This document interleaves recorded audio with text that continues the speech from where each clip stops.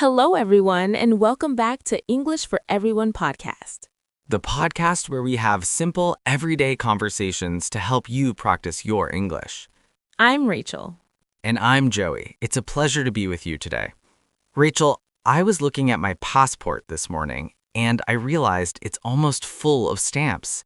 It made me feel very wanderlust. Wanderlust, that is such a poetic word, Joey. It describes that very strong desire to travel and explore the world. I have it too. I'm constantly looking at flight prices on my phone. Me too. But travel isn't just about pretty photos. Sometimes when you go to a new country, you experience culture shock. Oh, definitely. Culture shock is that feeling of confusion or nervousness when you experience a culture that is very different from your own, like the first time I went to Japan and didn't know how to use the high-tech bathrooms. Oh, those toilets are famous. For me, culture shock usually happens with food. In some places, people eat dinner at 10 p.m. In my house, if I haven't eaten by 6 p.m., I'm hangry, hungry and angry. Hangry is a very useful slang word, but that's the beauty of travel. It pushes you out of your comfort zone. Exactly. If you stay in your comfort zone, you never grow. But tell me, Rachel, are you a planner or do you like to wing it? I used to try to wing it, which means doing something without a plan, but I ended up sleeping in a train station once because all the hotels were full. Now I always create a detailed itinerary. An itinerary. That's a fancy word for a travel plan or a list of places you will visit. I'm a mix of both. I book my flights and my accommodation, but I leave my afternoons free for getting lost. Accommodation, another great word. That covers hotels, hostels, or even Airbnbs. And getting lost can be the best part. That's how you find the small, hidden cafes that aren't in the guidebooks.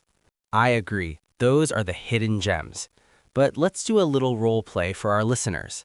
Imagine we are planning a trip together. Okay, let's say we're going to Italy. Perfect. Okay, Rachel, I've looked at the flights. If we fly into Rome, we can spend 3 days there before taking the train to Florence. That sounds good, but should we book our train tickets in advance? I heard they get very expensive if you wait until the last minute. Good point. I'll look into the rail pass. Also, do you want to stay in the city center or should we find something more off the beaten path? Definitely off the beaten path. I want to stay in a small farmhouse with a view of the vineyards. I love that idea, but we'll need to rent a car. Can you drive a manual transmission or do we need an automatic? I can only drive an automatic. Let's make sure we check that on the rental website. See, planning a trip involves a lot of specific English. It really does. And don't forget about the souvenirs. I always leave extra room in my suitcase for gifts to bring back home. I'm the opposite. I try to travel light. I only bring a carry-on bag. It saves so much time at the airport because you don't have to wait at the baggage claim. You are much more disciplined than I am, Joey. I always end up paying for excess baggage because I bought too many magnets and t-shirts. Well, Rachel, before we start packing our bags for Italy, let's go over the vocabulary for our listeners. It's time for our vocabulary deep dive. These words will help you navigate the world. Our first word was wanderlust. This is a noun. It is a very strong desire to travel.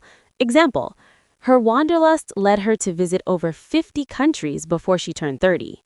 Next, we had culture shock. This is a noun phrase. It's the feeling of being disoriented when you are in an unfamiliar culture. Example, moving from a small village to New York City gave him a massive culture shock. Next, we had itinerary. An itinerary is a detailed plan or a list of a journey, including dates and places.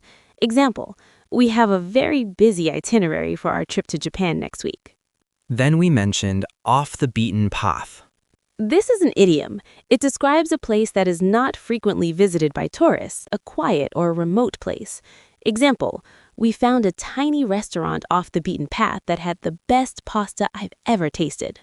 Finally, we used the term baggage claim. This is the area in an airport where you arrive and pick up your luggage after a flight. Example, I waited at the baggage claim for an hour, but my suitcase never arrived. Those are 5 first-class words for your travel vocabulary. Rachel, where are you going next? I think I'm going to stay right here and enjoy a staycation, a vacation where you stay at home. Sometimes those are the best kind. Tell us in the comments, where is the most interesting place you have ever traveled to? And did you experience culture shock? We can't wait to read your stories. Thanks for listening to English for Everyone. Keep practicing, keep exploring, and we'll see you in the next episode. Bye-bye. Goodbye.